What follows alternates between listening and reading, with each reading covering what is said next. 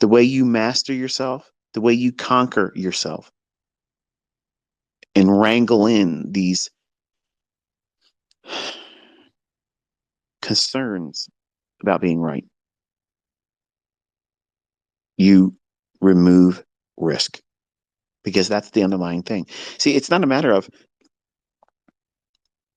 can it get to my target? Of course it could. It could go way beyond what you were targeting.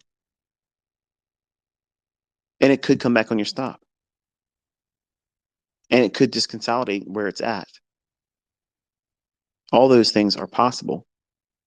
But when the mind starts getting bogged down with the concerns of needing to be right, because you will punish yourself mentally if you do anything that leads to either stopped out or not getting to target. Because at that moment, here's what you don't realize, and this is what you need to be writing down in your journal.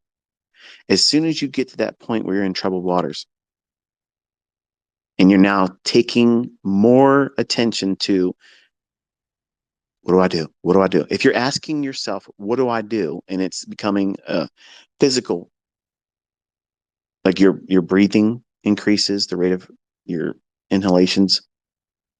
Maybe you're getting heart palpitations, feeling dizzy, feeling anxious, feeling nervous. The answer to that is take half off. And what that does, it allows your mind to reset. You've paid yourself. Who cares if it comes back and stops you out? Who cares if it fails to get to your target? You paid yourself. The analyst is inside of you, maybe picking up on things that you've learned, but you're not registering that because you're not able to see growth like that initially until you go through these experiments of putting the task, submitting to the process, and then getting out there and seeing how you deal with it. And the analyst inside of you that's seen these things before is trying to tell you, hey, you're not ready for this. It might go there. Yes, it might go to your full target. Absolutely. But right now, here's the standard operating procedure. As soon as we start getting nervous and we lose sight of the plot, the way we regain that clarity, take half of the position off. Okay, Michael, what happens if I am only holding one contract and there's no way for me to take a partial off? You close the trade. That's it.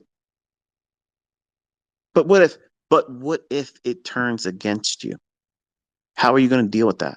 You're going to beat yourself up. You know you will. And to sit here and lie and say that you wouldn't, you're fooling no one. First and foremost, you're not fooling yourself. You have to guard your mind. You have to preserve that clarity. Once you gain it and you desensitize yourself to the outcome, you're not pursuing right. You're pursuing following your model. Those rules, if they're sound in their logic, they will preserve you if you're able to listen to the analyst in you. But if that analyst is trying to warn you, listen, buddy, you got out of the chair and the gambler has slip seated with you. You think you're driving, but you're not. You're riding shotgun with Retail Rick. And he's had a little too much to drink on St. Patty's Day. And it looks like he's aiming for the next fucking tree. So what are you going to do? Ask for the keys. You got to take that wheel back. How does that happen? Take half the trade off. And if you can't take a half, then you close the trade. And then you congratulate yourself. You give yourself positive self-talk that you identified that you were in troubled waters. You lost sight of what you were doing. And now it became an emotional roller coaster, which turns into a psychological arm wrestling match with you being and pursuing right. I was right. And what will happen is when you close the trade or take half off, one of two things are going to happen. It's going to stop you out and you'll feel what? Good. You'll feel good that you did that. But some of you won't feel good about that because you'll be thinking, I should have took everything off and I would have had a bigger profit. What are you doing there? Pursuing being right. Instead of saying, I took half off, it came back and stopped me out on the remaining portion, whether it was at break even or in profit, matters not. You're going to go to the calculator and say, this is what I had on the trade right when I felt like that. I should have did this. That's not how you grow. That's how you poison your perspective. You create and foster anxiety, performance anxiety specifically, because you're measuring every decision and placing so much emphasis on the outcome and it needing to be right. You don't realize you're putting yourself in this mental prison.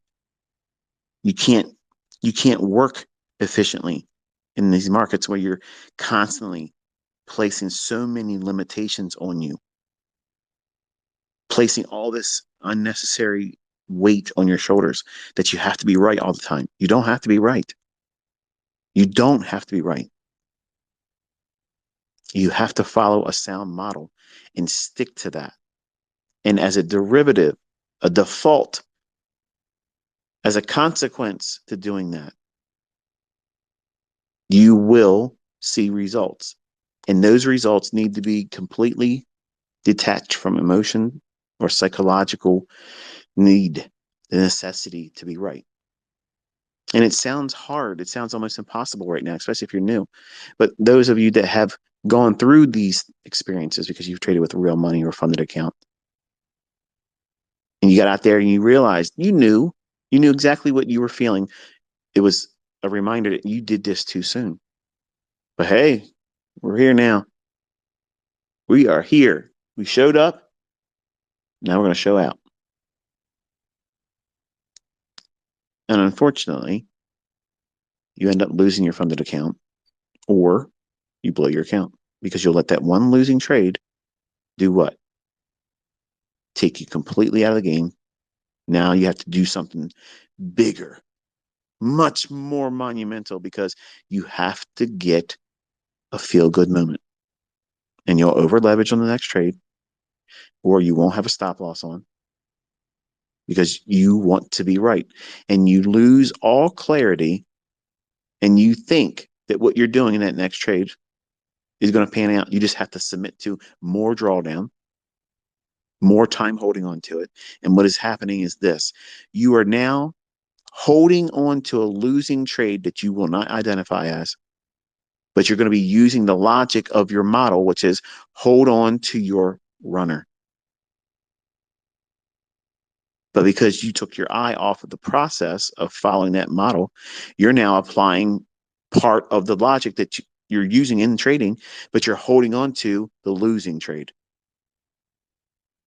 You're submitting yourself to that trade, even though it's warning you and telling you, the analyst is talking to you, this is wrong. You know it's wrong, but you won't close it because you're not trading for profit now. You're trading for being right. You are arm wrestling the marketplace. That's what you're doing. You want to be smart in the eyes of someone else that you're going to share this with. And you're absolutely undermining yourself. And when you do more damage or blow the account, blow the funded account, your max loss day or whatever it is that takes you out of that, you will be miserable. You'll punish yourself. You'll relive those moments over and over again. And I can relive them all when I was 20, just like it happened yesterday. No one's going to be as hard as you are on yourself. You just aren't making it public knowledge to most of everyone that would be paying attention to you. Now, some of you make that mistake and you go on social media. Oh, this is hard. I'm always screwing up.